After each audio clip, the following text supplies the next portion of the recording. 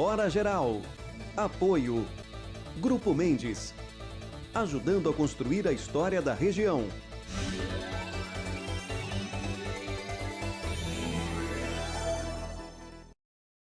Olá, meus amigos! Tudo pronto a partir de agora, mais uma edição do Hora Geral. E no programa de hoje teremos Celso Vernizzi, o Homem do Tempo. Teremos o Sérgio Vieira, o jornalista da coluna Bastidores do portal de notícias BS9. Teremos Henrique Durans, o nosso Conexão Geral, direto dos Estados Unidos. Teremos também o Paulo Sérgio, porque hoje é dia de seguro geral.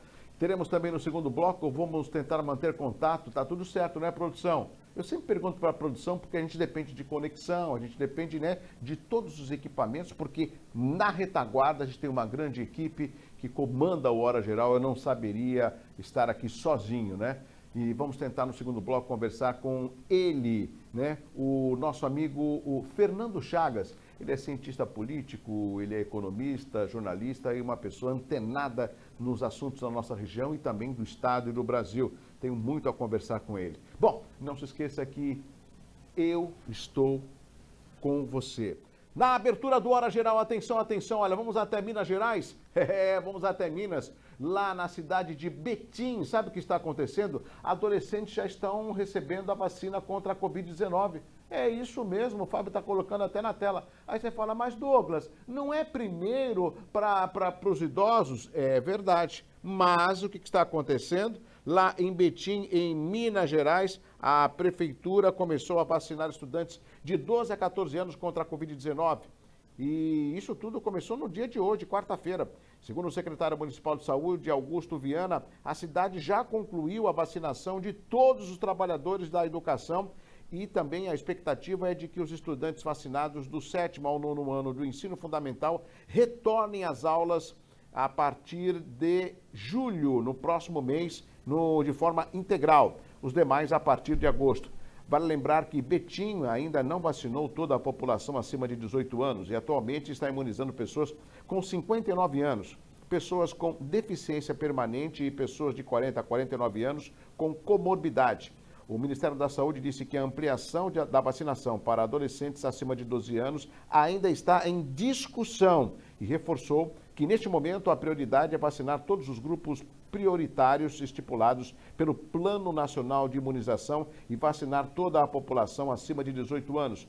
O que falamos, né, a respeito, isso é em Betim, mas é lógico que nós estamos na expectativa de vacinar todos. O próprio governo do estado já anunciou que 15 de setembro estará toda a população vacinada. Mas em Betim, que fica em Minas, e eu pedi para a produção levantar, Betim tem 440 mil habitantes, a mesma população da cidade de Santos, e eles tomaram essa decisão. Quer dizer, uma decisão da administração, do governo de Betim.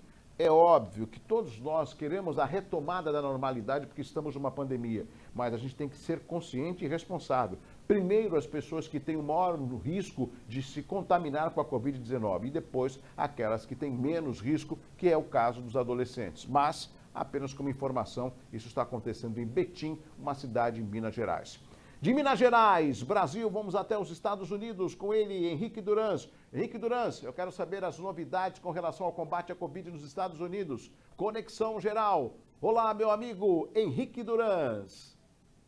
Olá, Douglas Gonçalves e amigos do Hora Geral. As infecções por conta do Covid-19 estão diminuindo aqui nos Estados Unidos. Mas os esforços na vacinação poderão ser uma prioridade e que poderão se estender pelos próximos anos, afirmam os especialistas.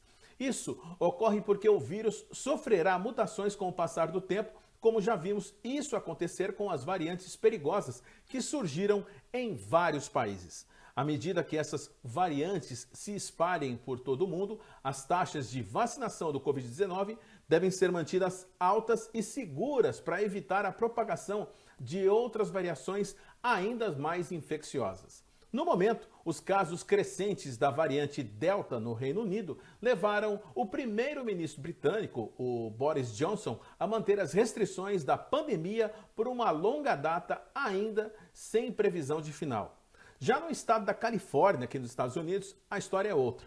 O estado simplesmente decidiu suspender a maioria de suas restrições ao Covid-19, realizando assim, Douglas, uma espécie de grande reabertura, colocando fim aos limites de capacidade, distanciamento social e até a exigência de máscara para cidadãos vacinados, ou seja, liberou geral. Sendo que em quase todos os estados americanos o uso de máscara está sendo liberado aos poucos, mas o distanciamento social, assim como os cuidados higiênicos e também os limites de capacidade estão sendo recomendados em alguns locais. Muitos cidadãos vacinados já descartaram as máscaras, mas por conta de um fator especial, o fator traumático que a pandemia gerou em muitos, milhares de americanos ainda seguem usando máscara e outros se recusam de qualquer maneira a serem vacinados. Para fechar a nossa participação de hoje, o oeste dos Estados Unidos vem sofrendo com as altas temperaturas. Segundo previsão do tempo, vários recordes poderão ser quebrados ao longo desta semana ainda. Para você ter uma ideia, Douglas, hoje é esperado o recorde em mais um dia super quente no estado do Nevada. Em Las Vegas, a previsão para hoje, sabe quanto? É de 47 graus. Isso mesmo, previsão de 47 graus com sensação térmica de 50. É o verão americano que se aproxima com previsão de temporada recorde em todo o país. Pois é, Douglas, estas são as informações direto daqui da América. Eu sou Henrique Durans, falando diretamente dos Estados Unidos, exclusivamente para o programa Hora Geral. Um grande abraço a todos. Você segue na companhia de Douglas Gonçalves no ar, em todo lugar. Até mais! Até mais, meu amigo Henrique Durans. Nossa, sensação térmica de 50 graus é fogo, hein? Bom, amigos, aproveitando o Conexão Geral com Henrique Durans, vamos até Nova York. Nova York comemorou. Você vai saber por quê. Eles comemoraram, inclusive, com queima de fogos, que nós estamos colocando na tela para que você veja o tipo de comemoração lá em Nova York. Você fala, ô Douglas, mas é Réveillon em Nova York? Não, não é não. Nova York comemora o fim das restrições com queima de fogos. A medida foi anunciada pelo governador de Nova York depois do estado atingir a marca de 70% da população adulta vacinada. Com as mudanças, o uso de máscaras e o distanciamento social deixam de ser obrigatórios em comércios e espaços públicos para quem já foi imunizado com as 2 doses da vacina. Quem ainda não se vacinou precisa continuar seguindo as regras e pode precisar mostrar um teste PCR negativo para entrar em certos locais. Isso é em Nova York. De Nova York, a gente retorna aqui para o Brasil. Este é o Hora Geral. A informação aqui é prioridade. E vamos saber a previsão do tempo. Previsão do tempo é com ele. Ele sabe de tudo. Olá, meu amigo Celso Vernizzi. Olá, Douglas. Hora Geral. Gente, tempo instável por causa de frente fria que passa distante no alto mar e que com a circulação dos ventos vem até o continente e no litoral com algumas nuvens. Isso pode determinar garoas, como já aconteceu e acontece no momento nas regiões mais próximas da Serra do Mar. Essa situação do tempo de instabilidade vai permanecer para o litoral de São Paulo nos próximos dias. O frio também permanece e agora pior porque tem umidade. Isso dá maior sensação de frio ainda. As temperaturas sobem até os 20, 22 graus, não mais do que isso, mas a sensação até é menor no nosso corpo. Temperaturas que caem durante a noite com ventos úmidos e frios, agasalhos e cobertores necessários. Tendência é de que venha uma nova frente fria por aí, também pelo Oceano Atlântico e atrapalhando o litoral no fim de semana. Mas vamos aguardar, amanhã a gente atualiza. Grande abraço, Douglas! Um abraço, meu amigo Celso Vernizzi, o homem do tempo. Hoje é dia de seguro geral. E seguro geral nós temos o nosso corretor de seguro, que é o Paulo Sérgio, e com uma dúvida muito importante para os amigos do Hora Geral. Por exemplo, eu tenho um carro zero, deu pane, mas eu também tenho seguro. A quem que eu vou recorrer? Ao meu seguro ou levo o meu carro na concessionária? Sabe quem vai explicar isso? Meu amigo corretor de seguros, Paulo Sérgio. Olá, Paulo Sérgio! Olá, querido amigo Douglas Gonçalves. Olá, você que acompanha o programa Hora Geral. Estou aqui novamente com mais um quadro Seguro Geral. E olha só, hoje eu trago para vocês uma situação de pane, principalmente em carros que estão na garantia de fábrica. O que você deve fazer quando o seu carro der uma pane e ele de repente parou no meio da rua e você não sabe o que fazer? Olha, se você tiver um corretor de seguros e consultá-lo, ele vai passar para você as orientações necessárias, né? Mas olha, eu não tenho um corretor de seguros. Tudo bem, não tem problema. Você liga na concessionária, geralmente um carro 0 km que está na garantia, ele tem lá um 0800 para você entrar em contato. O que você não deve fazer é levar o seu carro em uma outra oficina que não concessionária. Por quê? Porque ele está na garantia. Isso ocorre? Claro, ocorre sim. Eu já tive inúmeros casos assim e orientei os meus clientes a levar o carro na concessionária por razões óbvias. O carro na garantia e às vezes, gente, é uma bobagem, é um fiozinho solto, alguma coisa assim que ocorreu e pronto, leva na concessionária, sana o problema. Então, tendo seguro ou não, leve na concessionária. Agora, se você tiver seguro, né, e acionar o guincho, também, tranquilamente, ele levará o seu carro para a concessionária. E torna a dizer, geralmente, as fábricas de automóvel, elas disponibilizam guinchos 24 horas para esses fins. Não são todas, precisa verificar, tá bem? Mas, em todos os casos, consulte o seu corretor, tire suas dúvidas, que ele é a pessoa devidamente habilitada para tirar as suas dúvidas, ok? E não se esqueça, Douglas, eu vou ficando por aqui. Eu sou o Paulo Sérgio, seu corretor de seguros para o Hora Geral. Até a próxima! Até a próxima, Paulo Sérgio, nosso corretor de seguros para o Hora Geral. Bom, vamos até a redação do portal de notícias BS9. De lá, o Sérgio Vieira traz as novidades, ou uma delas, da coluna Bastidores. Sérgio, é com você. Oi, Douglas, tudo bem? Um abraço a você, aos amigos do programa Hora Geral. Olha o que eu trago na coluna Bastidores de hoje. O vereador de São Vicente, Tiago Pereto, fez uma declaração nas redes sociais que causou muita polêmica.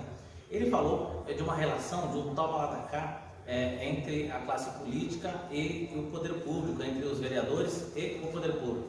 Ele disse que tem gente no governo que critica, que tira sarro dele porque ele não aceitou cargos na administração. Talvez seja algo que vale a pena ser olhado pela Justiça Eleitoral, pelas autoridades. Douglas, devolvo para você e te pergunto, o que você acha disso, dessa relação entre os poderes, disso que ele coloca, desse toma lá da cá, desse apoio por cargos? É algo difícil, né, de aceitar. Vai com você. Obrigado, Douglas. Um abraço.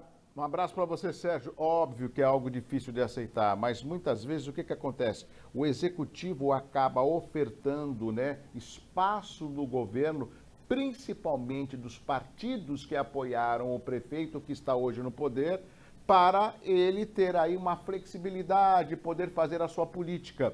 Em contrapartida, os projetos que o Executivo manda para a Câmara, muitas vezes eles são aprovados por aqueles vereadores que receberam algumas benesses por parte do Executivo. Tá certo? Não. É assim que a roda gira? É. Em todas as esferas? É. Quem é que muda? São os próprios políticos e a cobrança da população com os olhos abertos para saber o que aquele candidato falou, como ele se comporta como eleito e qual é a sua atuação política, se ela é voltada para a população ou, de repente, voltada para o chefe do executivo, leia-se prefeito ou prefeita. Bom, chegamos ao final desse primeiro bloco. Não acabou não. Temos uma entrevista agora. No próximo bloco vamos conversar com o Fernando Chagas, ele que é cientista político, jornalista, economista. Eu vou perguntar para o Chagas alguns assuntos, todos eles, né, ligados à nossa região. Se você, por acaso, tem algum tema, tem algum assunto que queira que eu entreviste aqui no Hora Geral, fique à vontade. O nosso WhatsApp também está à sua inteira disposição para que você possa participar de uma forma direta. Aqui você participa. Sabe por quê? Porque tudo é feito para você. Rápido intervalo comercial. Na sequência eu volto com Hora Geral.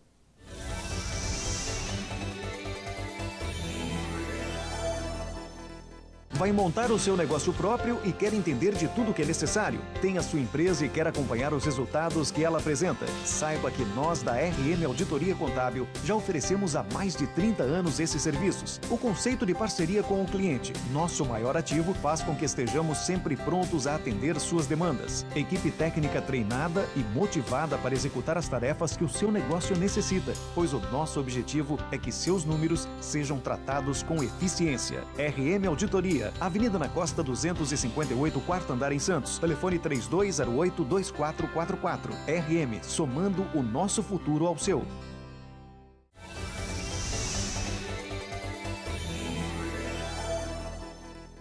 Já estamos de volta para o segundo bloco do Hora Geral e eu tinha feito a apresentação desde a abertura que nós iremos conversar com Fernando Chagas, jornalista, economista, cientista político, uma figura antenada nos assuntos nacionais e internacionais, mas eu quero aproveitá-lo para discutir mais a nossa região. Meu amigo Fernando Chagas, tudo bem com você, Chagas? Olá, amigos, um abraço a todos, em especial aos telespectadores. Ô, Fernando Chagas, eu tenho um carinho muito grande por você. A gente sempre, quando pode, está tomando um café na padaria, trocando uma ideia. E eu gosto muito de ouvi-lo, porque você tem sempre uma análise cirúrgica, né, da situação econômica estadual, nacional e municipal. Mas eu quero trazer a discussão aqui para a nossa região. Como é que você está vendo, Chagas, a vacinação na nossa região? Você acredita que as secretarias de saúde e as prefeituras estão conseguindo atender à demanda da população da nossa região no quesito combate à Covid-19? Felizmente, toda a região da Baixada Santista tem saído satisfatoriamente no combate à Covid, inclusive na vacinação. Se pegar os percentuais nacionais, a gente vê que a Baixada Santista está bem. Seguindo o plano nacional, é lógico, né? Tem que seguir o plano nacional de vacinação, também seguindo as orientações do Estado e a distribuição das vacinas, eu vejo com satisfação o atendimento de todos os requisitos de combate à Covid-19 e também a vacinação, principalmente na vacinação. Se comparar com outras regiões do país, a vacinação aqui tem sido satisfatória e tem atendido, como eu já disse, aos requisitos e às necessidades de atendimento de todos os protocolos sanitários e também de atendimento à população. Agora, Chagas, você sabe, o próprio governador João Dória já anunciou aí que dia 15 de setembro a população do estado de São Paulo já terá sido vacinada. E isso dá uma segurança com relação a um alto índice de imunização, me corrija, se duvidar, passar até os 70%. E aí, aquela expectativa de uma retomada pós-pandemia. Você não acredita que os prefeitos da nossa região deveriam já estar discutindo um plano metropolitano pós-pandemia? Inclusive, já está havendo uma conversa de fazer alguns testes, principalmente na abertura de eventos, aqui na Baixada Santista, especialmente em Santos. Eu vejo sim a necessidade de abrir uma discussão geral no Estado e especificamente aqui na Baixada Santista. De certa forma, o comércio ele já está relativamente aberto. O que precisa, sim, ter um plano para a prestação de serviço e especialmente para os eventos. Não só os eventos esportivos, mas principalmente os eventos culturais, que sentiram muito. Inclusive, como eu já disse e vou repetir, há sim uma fase já inicial de teste que será feita aqui na Baixada Santista, especialmente em Santos, para ver como que reage a população e também o combate à Covid. O fundamental é ter o protocolo para que haja uma abertura consciente e que não aumente a contaminação. Eu vejo que fazer o teste nesse momento é essencial.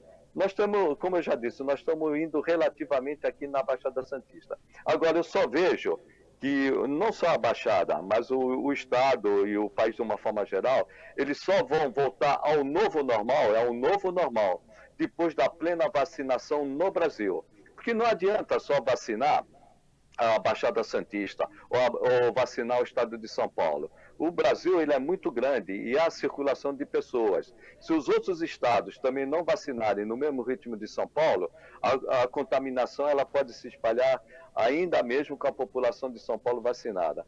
O cronograma eu acredito que seja cumprido, principalmente se a Butantan VAC ela realmente sair nesse período. E além de vacinar o estado de São Paulo, com a Butantan VAC, eu acredito que possa também se expandir para o resto do país. Simplesmente contar com as vacinas que estão sendo importadas, eu acredito que não vá vacinar todo o país. Acredito sim, com a Butantan VAC, vacinando o estado de São Paulo e depois também vacinando o resto do país, não precisando da importação do IFA, principalmente da China e da Índia, eu acredito que nós vamos retomar a atividade econômica, e eu digo principalmente a atividade artística, cultural, que sofreu muito nessa pandemia. Chagas, você já tomou a vacina? Foi a Coronavac ou a AstraZeneca? Eu já tomei a vacina dia 28, acho que de abril, 28 de abril. Devo tomar a segunda dia 28 de julho. Foi abril, 28 de julho eu teve tomo a alguma segunda. reação ou não? Tomei a AstraZeneca. Não tive muita reação. Tive apenas um pouco de dor de cabeça e um pouco de quebradeira. Mas no dia eu tomei na quinta. No sábado eu já estava bem. À noite deu um calafrio, mas foi rapidinho. Tá então certo. passei tranquilamente. Chagas, a gente observa, quando eu digo a gente, é porque nós vivemos aqui na região, que sempre no período eleitoral começa a acirrar as correntes políticas, né? As correntes políticas e partidárias. Passou a eleição, parece que tudo está meio calmo, né? Eu não sei se é por causa da pandemia ou porque muitos já estão trabalhando nos bastidores pensando na campanha de 2022. Mas eu sinto uma calma política aqui nas cidades da região. Esse também é o seu entendimento ou não? Não, está tendo uma calma política. Além da eleição que terminou, né? E as oposições elas vão replanejar para o futuro. Mas fundamentalmente a pandemia. A pandemia ela está concentrando todas as atenções dos políticos, dos economistas, dos sanitaristas, dos médicos, dos educadores. O que acredito? Vamos pensar na eleição municipal, vamos replanejar, a oposição vai replanejar a sua estratégia para a futura eleição daqui a 4 anos, sim, mas depois da eleição nacional. E mesmo que você tivesse uma oposição muito forte, eu acredito que ela não seria suficiente para monopolizar a atenção do mundo político e também da sociedade. Hoje está todo mundo preocupado com a vacinação, o combate com a Covid. E tem um outro detalhe. Antes de chegar uma nova eleição municipal, onde nós vamos rever todas as estratégias, nós temos uma eleição nacional. E uma eleição nacional que eu vejo que vai ser muito complicada para o Brasil de uma forma geral. Então nós temos a Covid, temos a vacinação, o importante é entrar no novo normal. E depois disso, nós temos a eleição nacional, que aí sim vai monopolizar a atenção dos políticos e da sociedade em geral. Bom, meu amigo Fernando Chagas, eu quero aproveitar a sua entrevista, sua participação aqui no Hora Geral. Nós temos recebido aí as visitas de ministros, o próprio governador também do estado esteve no Vale do Ribeira, e a gente sabe da importância da nossa região no cenário nacional. Por exemplo, 33% do que entra e sai do Porto de Santos, do Brasil, passa pelo Porto de Santos. Você não acha que faltaria uma cobrança maior de projetos por parte dos nossos representantes da Assembleia e da Câmara Federal, quando da visita desses ministros e secretários estaduais? Eu não sei, eu sinto eles muito tímidos, Chagas. Qual a sua análise sobre eles? De um modo geral, Douglas e telespectadores, o grande problema do Brasil hoje é recursos para investimentos, principalmente em infraestrutura. Quando eu digo recursos públicos. Eu entendo sim que os representantes da Baixada Santista devem solicitar, até exigir mais recursos para a Baixada Santista, principalmente na questão de logística e transporte para o porto. Afinal de contas, o porto é que escoa, como você falou, quase que um terço, ou mais de um terço, do que vai para o exterior, principalmente para a China, passa para o Brasil. É importante, sim, investir em infraestrutura, é importante em transporte rodoviário, transporte ferroviário, é importante a exigência dos nossos políticos, nossos representantes do governo federal, perante o governo federal e perante o governo estadual. Porém, há uma escassez muito grande de recursos públicos no Brasil. Só para você ter uma ideia, a União hoje ela gasta tranquilamente, no mínimo, 92% em despesa corrente, despesa de custeio. Resta muito pouco para pagar a dívida pública e para investimento. Eu acredito que principalmente na Baixada Santista, melhorar a nossa situação de infraestrutura, de escoamento de cargas no Porto de Santos, e que vai beneficiar economicamente toda a região, é necessário, no meu modo de entender, fazer concessões do poder público para livre iniciativa e parcerias públicas privadas de uma forma geral. Chamar a livre iniciativa para investir na infraestrutura do Brasil, do Estado e, no caso aqui, de Santos. Quanto mais a gente investir em logística, em transporte aqui no Porto de Santos, mais a região ganha. Mas eu não vejo hoje condições, não vejo espaço orçamentário na União, no Estado e no município de forma nenhuma. Nenhum município tem condições de investir em infraestrutura. Por isso a necessidade de uma reforma tributária. Uma reforma tributária que dê mais recursos para os estados e principalmente para os municípios. Para que os municípios tenham condições e autonomia para investir naquilo que o município sabe que é necessário para o seu desenvolvimento urbano e crescimento econômico. Mas essa reforma tributária ela não vai sair tão cedo, ela só sai no novo governo. Enquanto não tiver uma reforma tributária, vamos depender de recursos da União para investimento em infraestrutura e os recursos da União hoje estão mais destinados à questão da saúde e à questão sanitária do que propriamente investimento público. Portanto, a saída é contar com a livre iniciativa. Chagas, muito rapidamente, o próprio atual governador João Dória já anunciou, inclusive na Folha no dia de hoje, que ele é candidato à presidência. Resumindo, você acha o que vai ser mais concorrido, a sucessão estadual ou a sucessão federal? Eu tenho uma visão muito particular. A disputa pela presidência, no meu modo de entender, vai polarizar. Vai polarizar entre o ex-presidente Lula e o atual presidente Jair Bolsonaro. Eu vejo que dificilmente nós teremos uma terceira via. Podemos ter uma terceira via? Tem chance, mas eu vejo que o tempo é pouco e não tem nenhum nome que se contraponha de um lado com o Bolsonaro e do outro com o Lula. Agora, no estado de São Paulo, a disputa vai ser muito acirrada. Eu vejo tranquilamente 4 nomes que devem disputar acirradamente o estado de São Paulo, o governo do estado de São Paulo, já que o Dória vai tentar a presidência da República. Eu vejo o Rodrigo Garcia, pelo PSDB, o Geraldo Alckmin por algum partido, DEM, PSD, o Haddad pelo PT e também o Guilherme Boulos pelo PSOL. Esses 4 serão muito competitivos. Acredito que nós teremos um segundo turno com um candidato de esquerda e com um candidato de direita. Perfeito. Qual desses 4? Hoje é difícil falar. É mais fácil falar que nós vamos ter uma disputa entre 2 candidatos no segundo turno, Bolsonaro e Lula, pela presidência da República, mas no estado de São Paulo, hoje é uma incógnita dizer qual dos 4, os 2 que vão para o segundo turno. Perfeito. Meu amigo Fernando Chagas, mais uma vez uma satisfação conversar com você. Você é objetivo, direto e inteligente na sua análise.